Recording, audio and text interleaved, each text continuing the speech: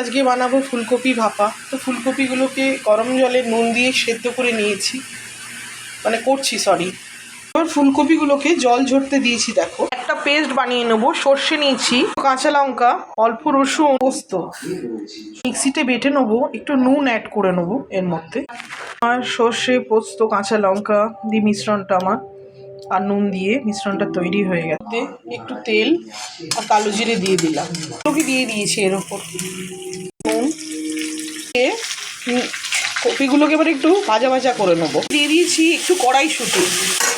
এবার এগুলোকে একটু নাড়াচাড়া করে ভেজে নেবো। কড়ার মধ্যে জল গরম করতে দিয়েছি, একটু তেল দিয়ে ভিজিয়ে নিয়ে এটাকে একটু সারা বাটিতে ছড়িয়ে নিলাম। ভাজা ভাজা হয়ে গেছে, এগুলো এবার তেল মাখানো বাটিটা দিয়ে দেবো। দিয়ে ওই কপি এটা মিক্সড করে ছড়িয়ে দেবো একটু ধনেপাতা, দিয়ে দেবো একটু কাঁচা লঙ্কা। এবার এটা ঢাকনা দিয়ে কড়ার গরম জলের মধ্যে দিয়ে দেবো।